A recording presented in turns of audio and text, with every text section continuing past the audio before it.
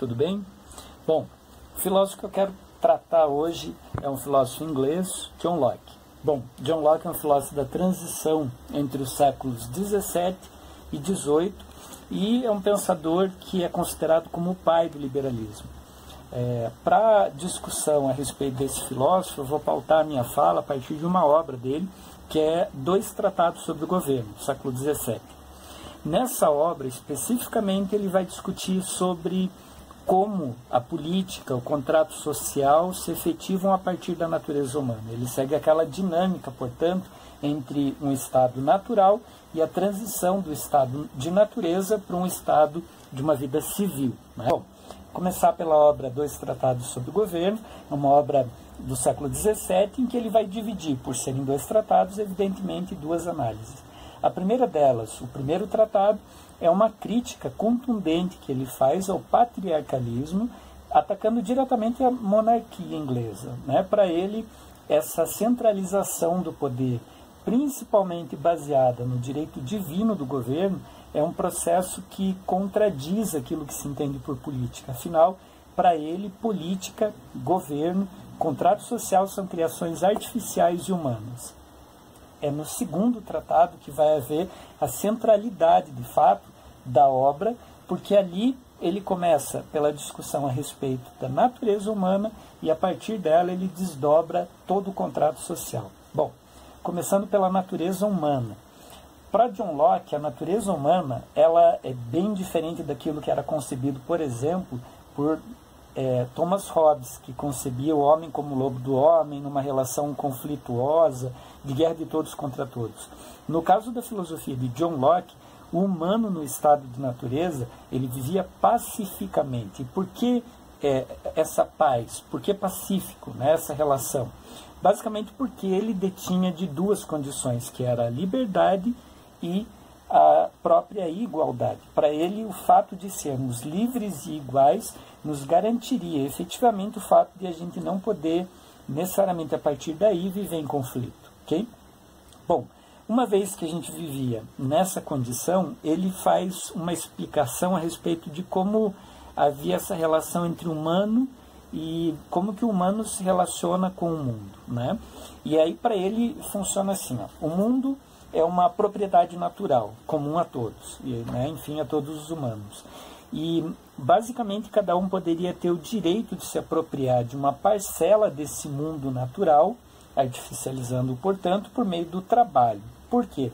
Porque, para John Locke, o trabalho garante que a gente consiga, por meio da alteração, enfim, do processamento da natureza, converter isso em garantia para aquilo que é o nosso direito natural, que é o direito à vida. Então, para John Locke, junto à vida, há um outro direito natural, que é a propriedade. E, claro, a liberdade. Por que a propriedade é um direito natural para John Locke?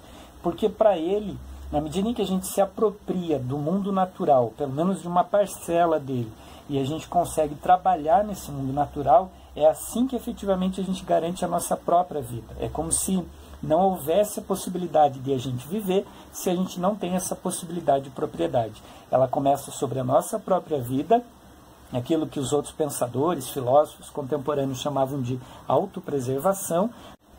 A autopreservação é o cuidado de si, mas é um cuidado de si que precisa de recursos materiais para efetivamente acontecer. Senão, soa como algo simplesmente simbólico, metafísico, dizer que a gente tem o direito à vida, enfim, se não há recursos e meios para que isso aconteça. E esses meios, né, passam justamente pela propriedade privada, que é essa condição do trabalho e do benefício sobre a terra. Bom, uma vez que as pessoas têm, então, direito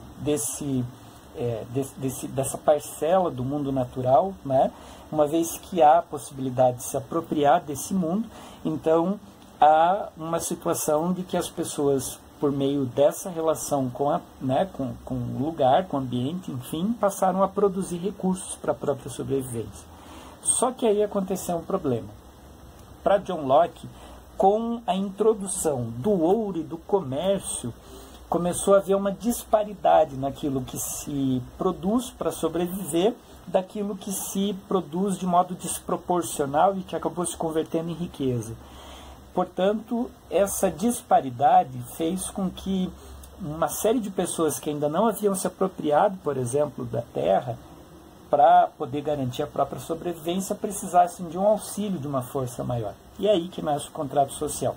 Para John Locke, o contrato social nasce de um consentimento das pessoas para que elas possam ter, inclusive, garantia de sobrevivência. É interessante pensar que o contrato social, para ele, nasce dentro de uma relação em que as pessoas precisam desse contrato de um lado, mas de outro ele é limitado.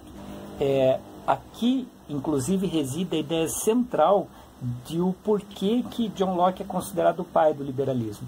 Ele não tem necessariamente nessa obra uma discussão complexa sobre o Estado mínimo e sobre quais responsabilidades efetivamente esse Estado mínimo teria, e claro que essa discussão vai ser posterior, porque ela está diretamente na raiz de todo o liberalismo posterior, né, discutido, por exemplo, no século XVIII.